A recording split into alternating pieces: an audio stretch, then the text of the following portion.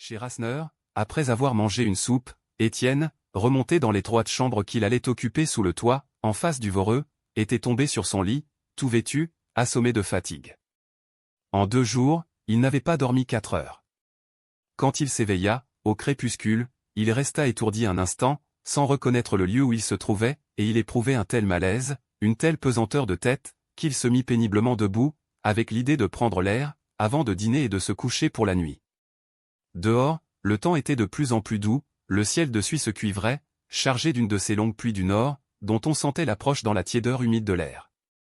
La nuit venait par grandes fumées, noyant les lointains perdus de la plaine. Sur cette mer immense de terre rougeâtre, le ciel bas semblait se fondre en noire poussière, sans un souffle de vent à cette heure, qui anima les ténèbres. C'était d'une tristesse blafarde et morte d'ensevelissement. Étienne marcha devant lui, au hasard, n'ayant d'autre but que de secouer sa fièvre. Lorsqu'il passa devant le Voreux, assombri déjà au fond de son trou, et dont pas une lanterne ne luisait encore, il s'arrêta un moment, pour voir la sortie des ouvriers à la journée. Sans doute 6 heures sonnaient, des moulineurs, des chargeurs à l'accrochage, des palefreniers s'en allaient par bandes, mêlés aux filles du criblage, vagues et rieuses dans l'ombre. D'abord, ce furent la Brûlé et son gendre Pierron. Elle le querellait, parce qu'il ne l'avait pas soutenu, dans une contestation avec un surveillant, pour son compte de pierre. Oh!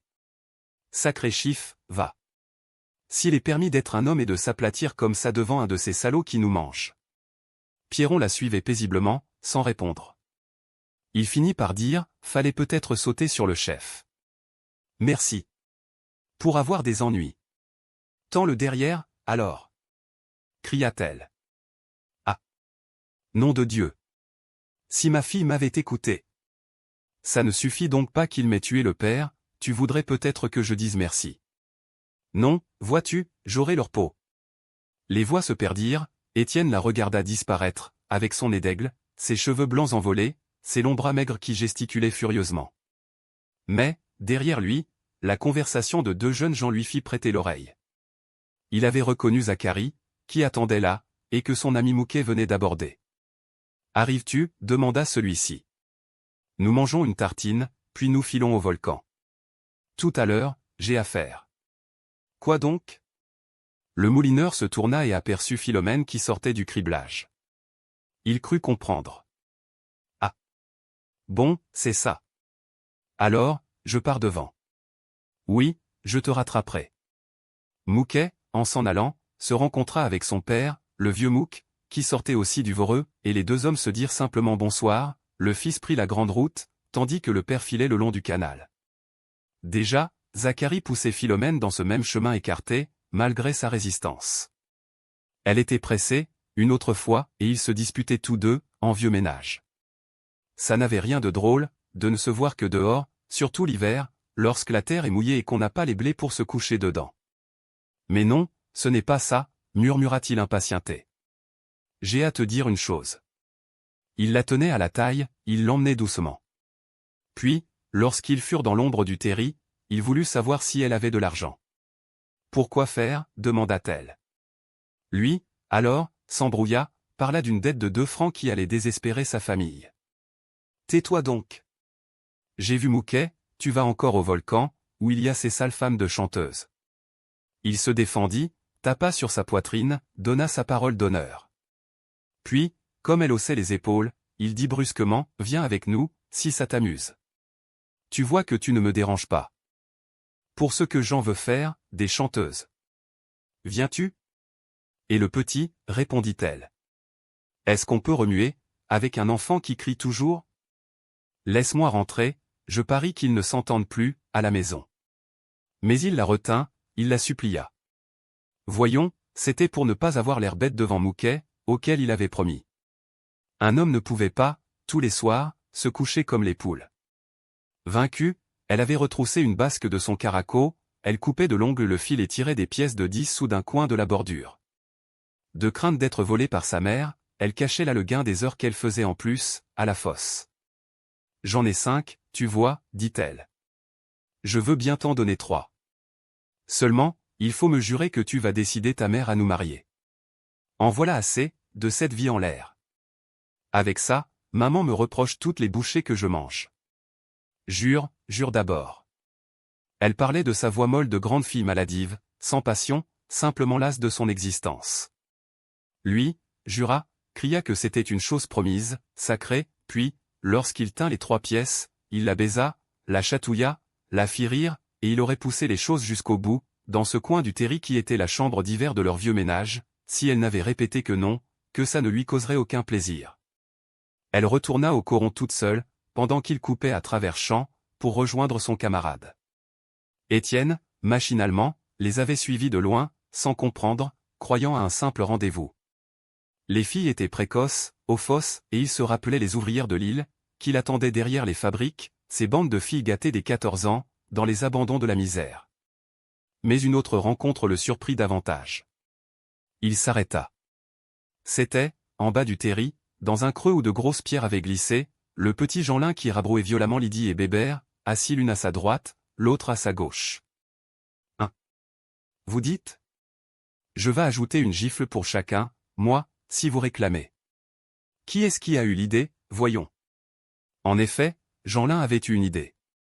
Après s'être, pendant 1 heure, le long du canal, roulé dans les prés en cueillant des pissenlits avec les 2 autres, il venait de songer, devant le tas de salade, qu'on ne mangerait jamais tout ça chez lui, et, au lieu de rentrer au coron, il était allé à Montsou, gardant Bébert pour faire le guet, poussant Lydie à sonner chez les bourgeois, où elle offrait les pissenlits. Il disait, expérimenté déjà, que les filles vendaient ce qu'elles voulaient. Dans l'ardeur du négoce, le tas entier y avait passé, mais la gamine avait fait 11 sous. Et, maintenant, les mains nettes, tous 3 partageaient le gain. C'est injuste, déclara Bébert. Faut diviser en 3. Si tu gardes 7 sous, nous n'en aurons plus que 2 chacun. De quoi, injuste, répliqua Jeanlin furieux. J'en ai cueilli davantage, d'abord. L'autre d'ordinaire se soumettait, avec une admiration craintive, une crédulité qui le rendait continuellement victime. Plus âgé et plus fort, il se laissait même gifler. Mais, cette fois, l'idée de tout cet argent l'excitait à la résistance. N'est-ce pas? Lydie, il nous vole? S'il ne partage pas, nous le dirons à sa mère. Du coup, Jeanlin lui mit le poing sous le nez. Répète un peu. C'est moi qui irai dire chez vous que vous avez vendu la salade à maman. Et puis, bougre de bête, est-ce que je puis diviser 11 sous en 3? Et c'est pour voir, toi qui es malin. Voilà chacun vos 2 sous. Dépêchez-vous de les prendre ou je les recolle dans ma poche. Dompté, Bébert accepta les 2 sous. Lydie, tremblante, n'avait rien dit, car elle éprouvait, devant Jeanlin, une peur et une tendresse de petite femme battue. Comme il lui tendait les 2 sous, elle avança la main avec un rire soumis. Mais il se ravisa brusquement. Qu'est-ce que tu vas fiche de tout ça? Ta mère te le chipera bien sûr, si tu ne sais pas le cacher. Vaut mieux que je te le garde. Quand tu auras besoin d'argent, tu m'en demanderas. Et les 9 sous disparurent. Pour lui fermer la bouche, il l'avait empoignée en riant, il se roulait avec elle sur le terri. C'était sa petite femme, ils essayaient ensemble, dans les coins noirs, l'amour qu'ils entendaient et qu'ils voyaient chez eux, derrière les cloisons, par les fentes des portes. Ils savaient tout, mais ils ne pouvaient guère, trop jeunes, tâtonnant, jouant, pendant des heures, à des jeux de petits chiens vicieux.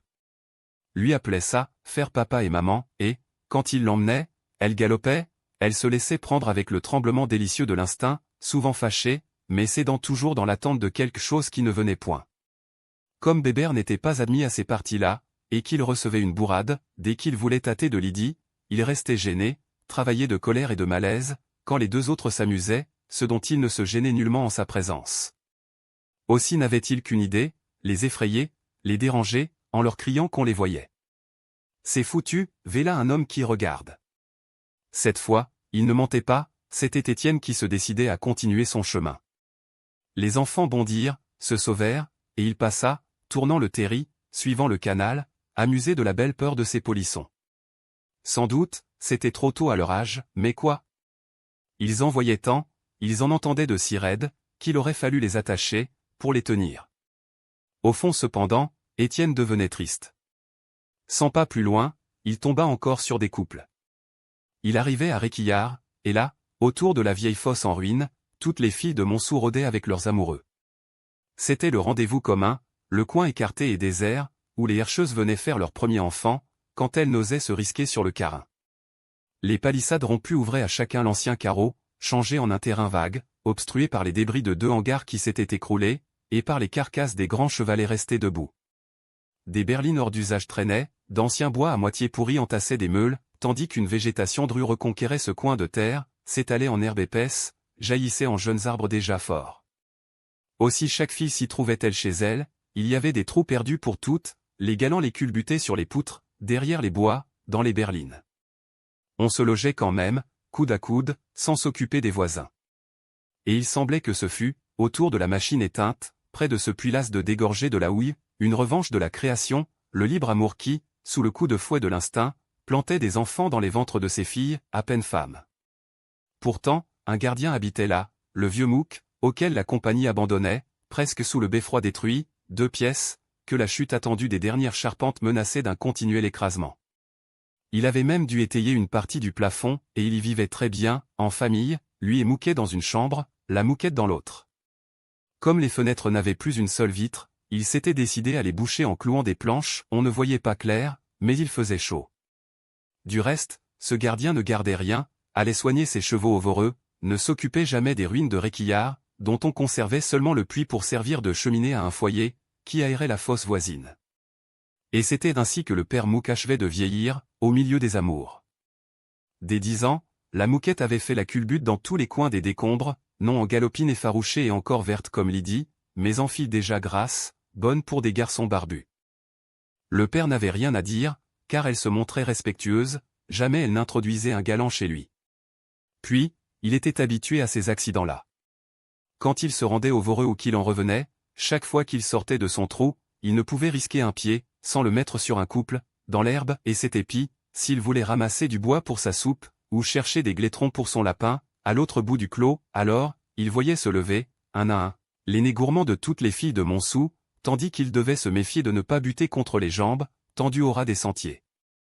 D'ailleurs, peu à peu, ces rencontres-là n'avaient plus dérangé personne, ni lui qui veillait simplement à ne pas tomber, ni les filles qu'il laissait achever leur affaire, s'éloignant à petits pas discrets, en brave homme paisible devant les choses de la nature.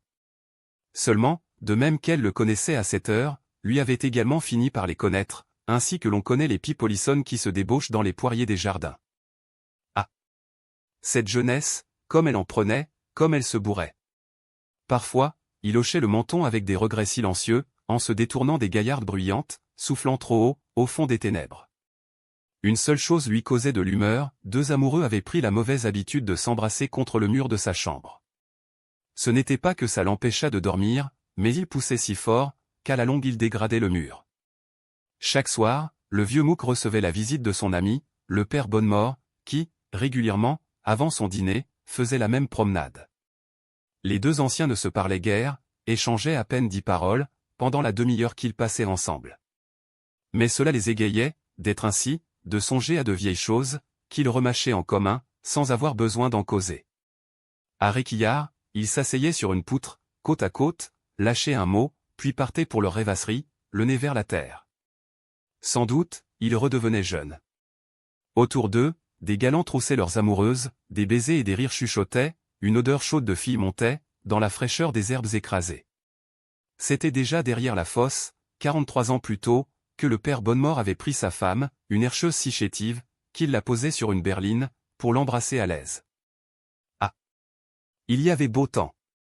Et les 2 vieux, branlant la tête, se quittaient enfin, souvent même sans se dire bonsoir. Ce soir-là, toutefois, comme Étienne arrivait, le père Bonnemort, qui se levait de la poutre, pour retourner au coron, disait à Mouque, « Bonne nuit, vieux. Dis donc, tu as connu la roussie ?» Mouque resta un instant muet, dodelina des épaules, puis, en rentrant dans sa maison, « bonne nuit, vieux. » Étienne, à son tour, vint s'asseoir sur la poutre. Sa tristesse augmentait, sans qu'il sût pourquoi. Le vieil homme, dont il regardait disparaître le dos, lui rappelait son arrivée du matin, le flot de paroles que l'énervement du vent avait arraché à ce silencieux. Que de misère!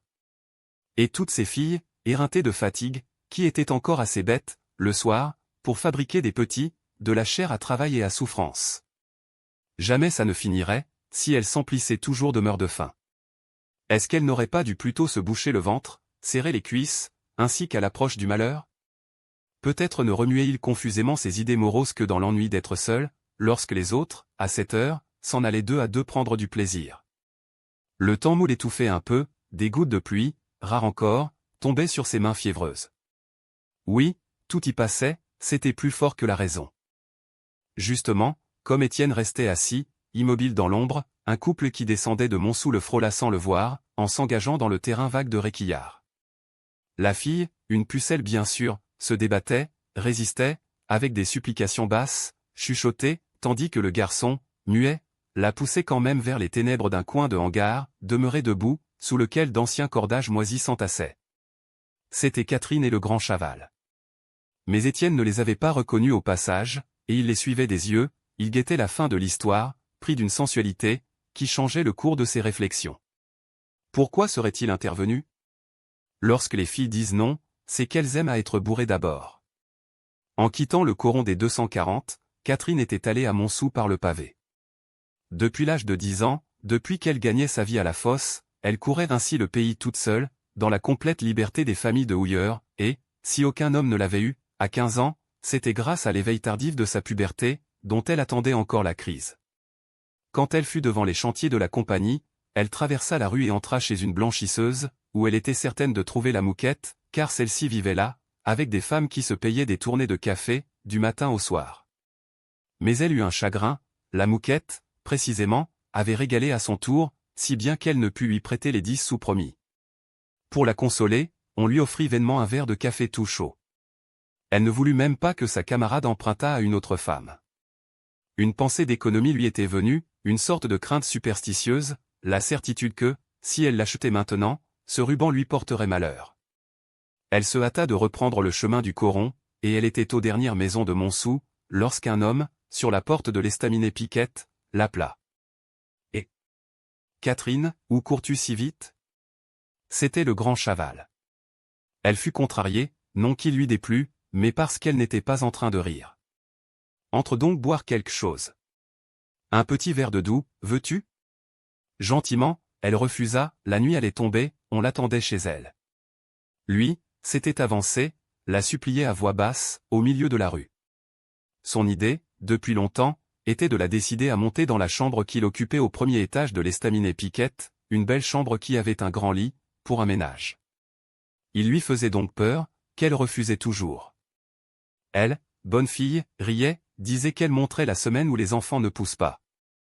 Puis, d'une chose à une autre, elle en arriva, sans savoir comment, à parler du ruban bleu qu'elle n'avait pu acheter. « Mais je vais t'en payer un, moi !» cria-t-il.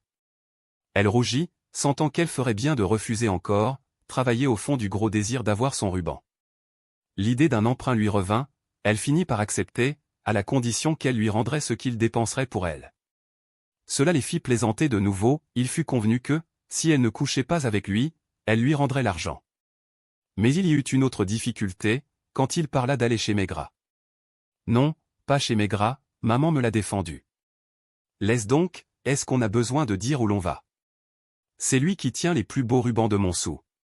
Lorsque Maigrat vit entrer dans sa boutique le grand Chaval et Catherine, comme deux galants qui achètent leurs cadeaux de noces, il devint très rouge, il montra ses pièces de ruban bleu avec la rage d'un homme dont on se moque. Puis, les jeunes gens servis, il se planta sur la porte pour les regarder s'éloigner dans le crépuscule, et, comme sa femme venait d'une voix timide lui demander un renseignement, il tomba sur elle, l'injuria, cria qu'il ferait se repentir un jour le sale monde qui manquait de reconnaissance, lorsque tous auraient dû être par terre, à lui lécher les pieds. Sur la route, le grand Chaval accompagnait Catherine. Il marchait près d'elle, les bras ballants, seulement, il la poussait de la hanche, il la conduisait, sans en avoir l'air. Elle s'aperçut tout d'un coup qu'il lui avait fait quitter le pavé et qu'ils s'engageaient ensemble dans l'étroit chemin de Réquillart. Mais elle n'eut pas le temps de se fâcher, déjà, il la tenait à la taille, il l'étourdissait d'une caresse de mots continus. Était-elle bête, d'avoir peur? Est-ce qu'il voulait du mal à un petit mignon comme elle, aussi douce que de la soie, si tendre qu'il l'aurait mangée? Et il lui soufflait derrière l'oreille, dans le cou, il lui faisait passer un frisson sur toute la peau du corps. Elle, étouffée, ne trouvait rien à répondre. C'était vrai, qu'il semblait l'aimer. Le samedi soir, après avoir éteint la chandelle, elle s'était justement demandé ce qu'il arriverait, s'il la prenait ainsi, puis, en s'endormant, elle avait rêvé qu'elle ne disait plus non, toute lâche de plaisir. Pourquoi donc, à la même idée, aujourd'hui, éprouvait-elle une répugnance et comme un regret? Pendant qu'il lui chatouillait la nuque avec ses moustaches, si doucement, qu'elle enfermait les yeux, l'ombre d'un autre homme, du garçon entrevu le matin, passait dans le noir de ses paupières closes. Brusquement, Catherine regarda autour d'elle. Chaval l'avait conduite dans les décombres de Réquillart, et elle eut un recul frissonnant devant les ténèbres du hangar effondré. « Oh! Non, oh! Non, murmura-t-elle, je t'en prie, laisse-moi. » La peur du mal l'affolait, cette peur qui raidit les muscles dans un instinct de défense, même lorsque les filles veulent bien, et qu'elles sentent l'approche conquérante de l'homme. Sa virginité, qui n'avait rien à apprendre pourtant, s'épouvantait, comme à la menace d'un coup, d'une blessure dont elle redoutait la douleur encore inconnue. « Non, non, je ne veux pas. Je te dis que je suis trop jeune. Vrai. Plus tard, quand je serai faite au moins. » Il grogna sourdement, bête.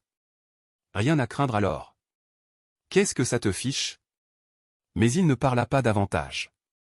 Il l'avait empoignée solidement, il la jetait sous le hangar. Et elle tomba à la renverse sur les vieux cordages, elle cessa de se défendre, subissant le mal avant l'âge, avec cette soumission héréditaire, qui, dès l'enfance, culbutait en plein vent les filles de sa race. Ses bégaiements effrayés s'éteignirent, on n'entendit plus que le souffle ardent de l'homme. Étienne, cependant, avait écouté, sans bouger. Encore une qui faisait le saut. Et, maintenant qu'il avait vu la comédie, il se leva, envahi d'un malaise, d'une sorte d'excitation jalouse où montait de la colère. Il ne se gênait plus, il enjambait les poutres, car ces deux-là étaient bien trop occupés à cette heure, pour se déranger. Aussi fut-il surpris, lorsqu'il eut fait une centaine de pas sur la route, de voir, en se tournant, qu'ils étaient debout déjà et qu'ils paraissaient, comme lui, revenir vers le coron. L'homme avait repris la fille à la taille, la serrant d'un air de reconnaissance, lui parlant toujours dans le cou, et c'était elle qui semblait pressée, qui voulait rentrer vite, l'air fâché surtout du retard. Alors, Étienne fut tourmenté d'une envie, celle de voir leur figure. C'était imbécile, il hâta le pas pour ne point y céder. Mais ses pieds se ralentissaient d'eux-mêmes, il finit, au premier réverbère, par se cacher dans l'ombre. Une stupeur le cloua, lorsqu'il reconnut au passage Catherine et le grand Chaval. Il hésitait d'abord, était-ce bien elle, cette jeune fille en robe gros bleu, avec ce bonnet? Était-ce le galopin qu'il avait vu en culotte, la tête serrée dans le béguin de toile? Voilà pourquoi elle avait pu le frôler, sans qu'il la devinât. Mais il ne doutait plus, il venait de retrouver ses yeux, la limpidité verdâtre de cette eau de source, si claire et si profonde. Quel catin! Et il éprouvait un furieux besoin de se venger d'elle, sans motif, en la méprisant. D'ailleurs, ça ne lui allait pas d'être en fille, elle était affreuse. Lentement, Catherine et Chaval étaient passés. Il ne se savait point guetter de la sorte, lui la retenait pour la baiser derrière l'oreille, tandis qu'elle recommençait à s'attarder sous les caresses, qui la faisaient rire. Resté en arrière, Étienne était bien obligé de les suivre, irrité de ce qu'ils barraient le chemin, assistant quand même à ces choses dont la vue l'exaspérait. C'était donc vrai, ce qu'elle lui avait juré le matin, elle n'était encore la maîtresse de personne, et lui qui ne l'avait pas cru, qui s'était privé d'elle pour ne pas faire comme l'autre. Et lui qui venait de se la laisser prendre sous le nez, qui avait poussé la bêtise jusqu'à s'égayer salement à les voir.